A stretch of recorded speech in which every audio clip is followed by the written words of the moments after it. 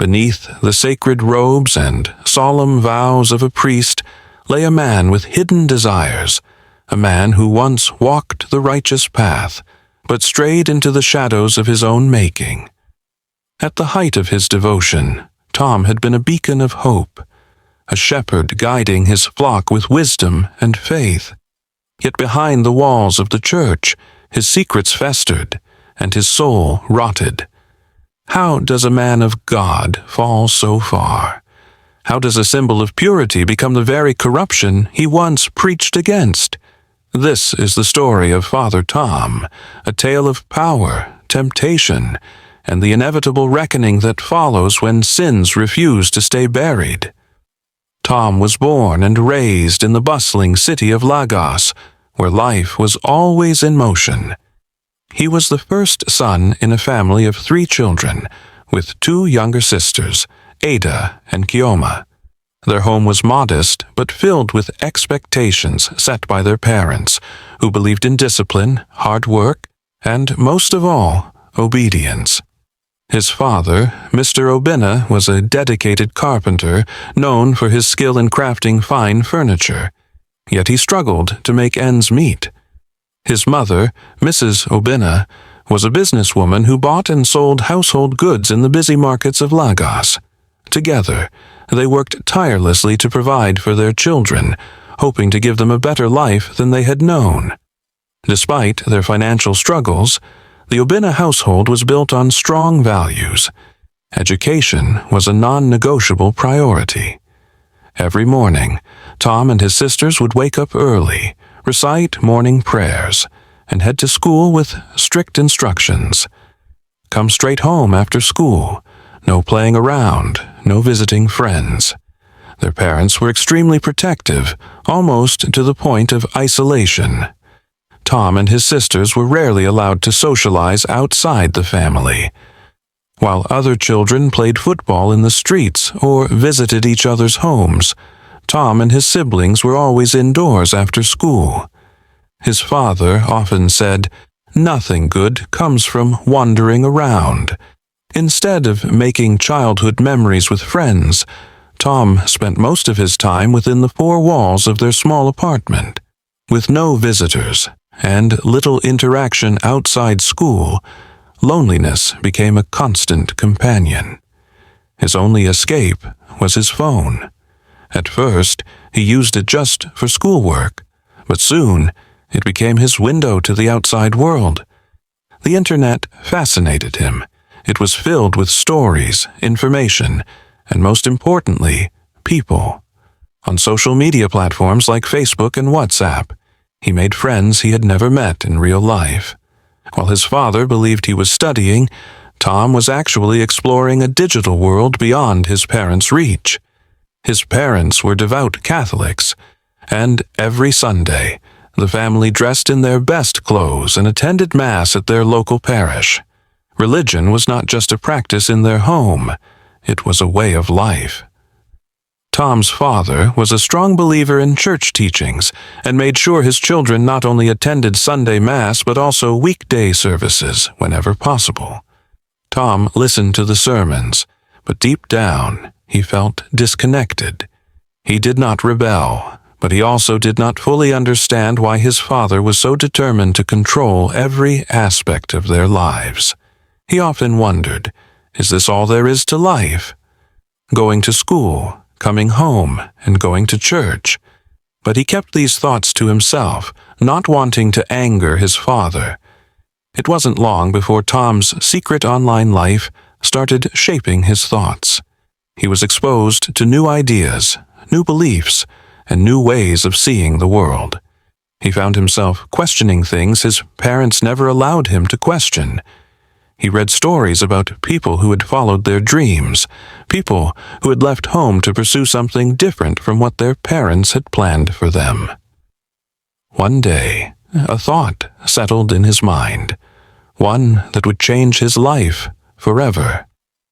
But for now, he kept it buried deep within him, knowing that when the time came, he would have to fight for what he wanted.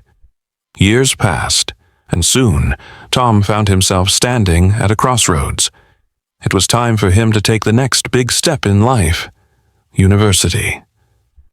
His parents had made it clear long ago that they expected him to study medicine.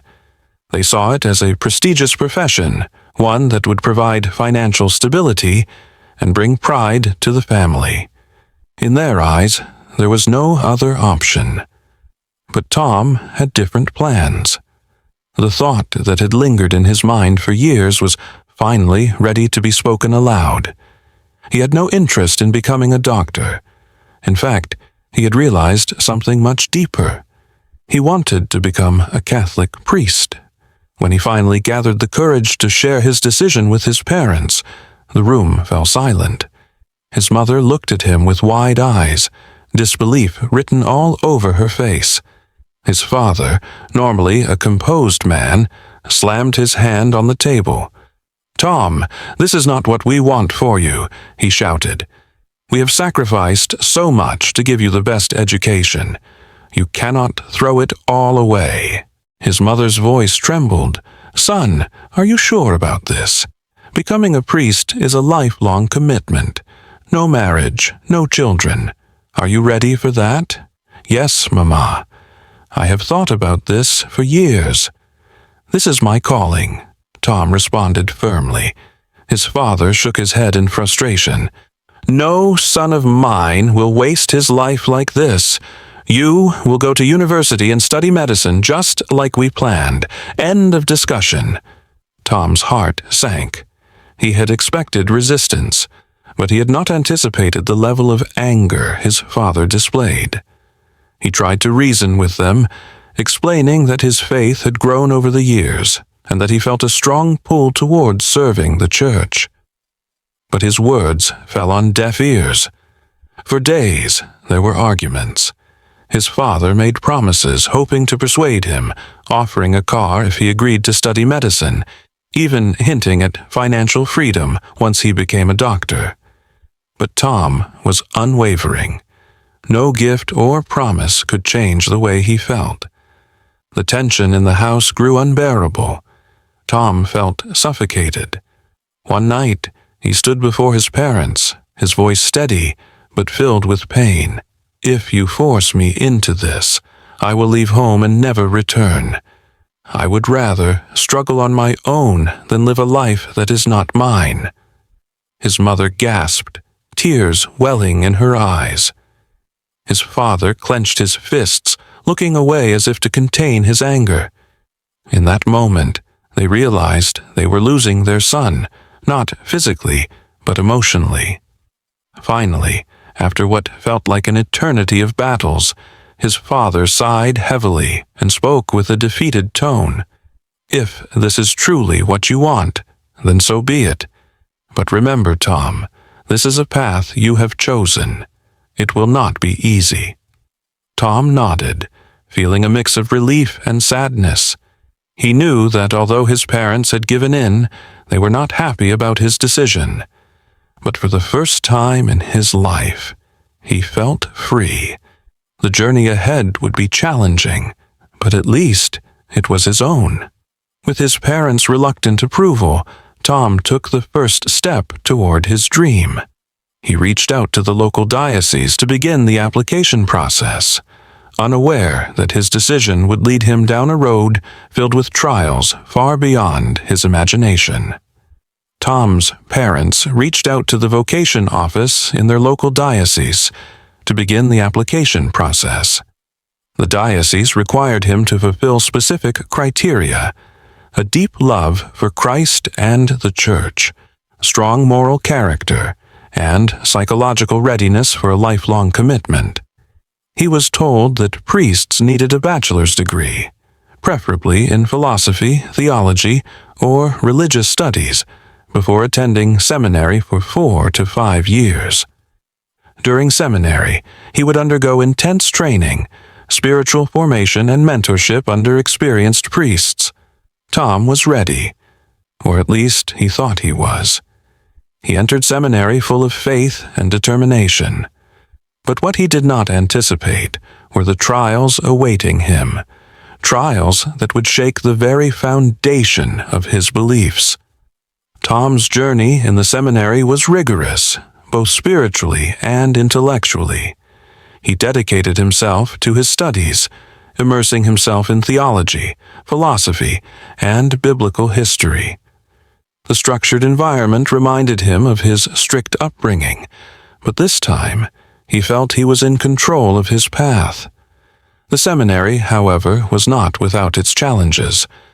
Tom had expected a place of peace, devotion, and guidance, but he soon realized that behind the sacred walls there were complexities that no one had prepared him for. He met other seminarians who, like him, struggled with personal doubts, temptations, and hidden burdens. One of his instructors, Father Emmanuel, became a mentor to him. "The path of the priesthood is not one of ease," he told Tom one evening after class. "You will be tested in ways you never imagined. The question is, will you endure?" Tom assured him he would, but as time went on, the realities of his calling became harder to ignore. Some fellow seminarians had confided in him about their struggles with the vow of celibacy, and a few whispered about secret affairs.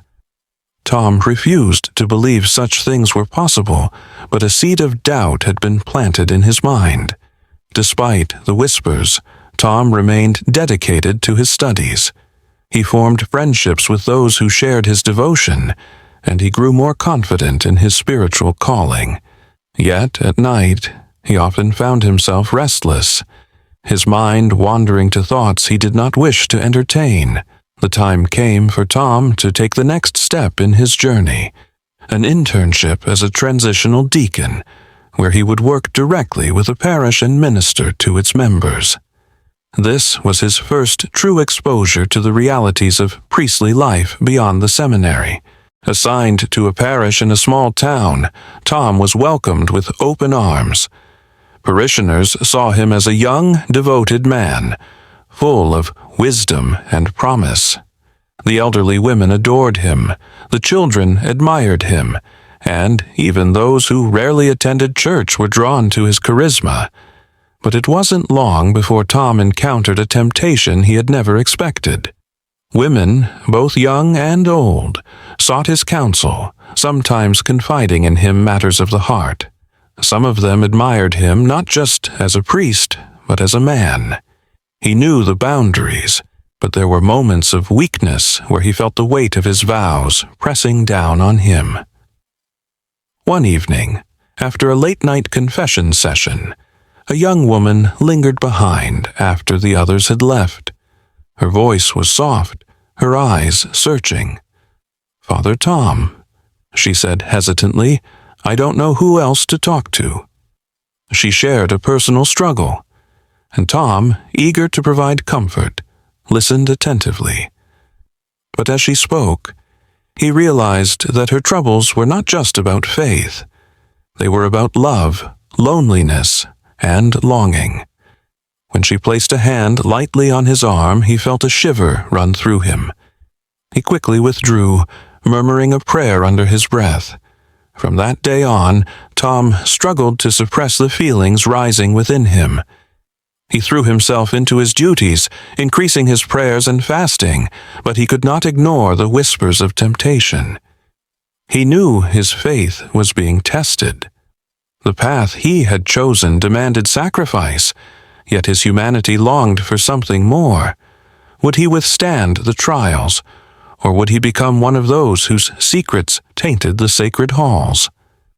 As his ordination day approached, Tom found himself at war with his soul, standing at the edge of a decision that would define his future forever. Tom's ordination day arrived, and the ceremony was grand. The bishop anointed him, and the congregation cheered for their new priest. His parents, though still conflicted about his choice, beamed with pride as they watched their son fulfill his calling. Tom had made it. He was now Father Tom, a man of God, a shepherd to his flock. For a while, he found purpose in his ministry. He preached powerful sermons, offered guidance to struggling families, and performed sacraments with unwavering devotion. His parish admired him, but beneath the surface, Tom was battling his own demons. The temptations that had begun in the seminary followed him into priesthood, stronger than ever. As the months passed, his reputation grew, but so did his secrets. Women continued to come to him for counsel, some looking for comfort, others drawn to him in ways that went beyond faith. Tom convinced himself that his struggles were simply tests of his faith, trials to overcome. Yet, with each test, he found himself slipping further into forbidden desires. It started with small compromises. A lingering touch, an emotional connection too deep for a priest to have. Then, one night, he crossed a line. A parishioner, a married woman, came to confession, her heart heavy with guilt over her failing marriage. She wept, pouring out her sorrow, and Tom, blinded by his own weaknesses, held her too long, comforted her too intimately. One night became many. One woman became several. He had sex with every one of them without a second thoughts. What had once been guilt-ridden moments of weakness turned into carefully orchestrated meetings. Tom justified his actions with twisted reasoning. He was offering these women solace, a kind of spiritual healing. But deep down, he knew the truth. He had become the very thing he once condemned. As his sins deepened, his conscience began to torment him. Every Sunday, he stood at the altar, delivering passionate sermons about purity, while his own soul rotted with secrets. The more he tried to suppress his guilt, the deeper he fell into corruption. He wasn't alone. He discovered that some of his fellow priests were engaging in similar sins. The realization gave him both comfort and dread if others were doing it. Was it really that wrong? His downfall accelerated when he began initiating altar boys into his dark world, sexually molesting the altar boys, then promising them favor and protection. He led them into a web of secrecy, coercion, and power abuse. He controlled them, manipulating their innocence under the guise of spiritual enlightenment. The cycle of corruption spread, involving not just Tom but others within the church's inner circle. But secrets have a way of surfacing. The whispers started, first as rumors, then as anonymous letters sent to the church headquarters. Parishioners noticed strange behaviors, inconsistencies in Tom's preaching. The more he indulged in his double life, the more reckless he became. Then, one day, a scandal broke. An independent investigative body, acting on a tip-off, launched an inquiry. They planted undercover informants, assigned individuals to track his movements, and gathered testimonies from former victims. The evidence mounted, and soon they had undeniable proof. Images, messages, and recorded conversations exposed Tom's darkest deeds. The news broke like wildfire. The once admired Father Tom was accused of sexual misconduct, abuse of power, and moral corruption. Parishioners were divided. Some refused to believe it, seeing it as an attack on the church, while others were horrified. The diocese scrambled to contain the damage, suspending Tom and issuing statements condemning his actions, yet refusing to take full accountability. Tom, under immense pressure, finally confessed. In a trembling voice, he stood before the congregation and admitted his sins. Tears streamed down his face as he pleaded for forgiveness, but the damage had already been done. The church tried to bury the scandal, shifting attention elsewhere, but the victims demanded justice. Law enforcement agencies got involved, investigating the larger network of corruption within the clergy. More victims came forward, and other priests were implicated. It was no longer just about Tom. It was about a system that had harbored secrets for far too long. As he sat alone in his chamber, stripped of his priestly duties, Tom realized the weight of what he had done. His calling, his faith, his reputation, everything was gone. He had betrayed not just the church, but himself. The final blow came when his parents, the ones who had once fought for his future, turned away from him in shame. His mother wept, unable to comprehend how her son, once so devoted, had fallen so far. His father, the man who had always demanded obedience, could not even look him in the eye. Tom had spent years trying to find his purpose. Now, he was left with nothing but the ruins of his choices. Power, when unchecked, can corrupt even the most devoted hearts. True faith is not in words but in actions, and when one strays from integrity, the consequences are inevitable. Deception, no matter how well hidden, will eventually come to light. Those in positions of trust must hold themselves accountable, for their actions can shape or shatter many lives. Ultimately, the pursuit of righteousness must be genuine, for no sin remains buried forever. Do not forget to subscribe, share, and click the notification bell for update. Thank you.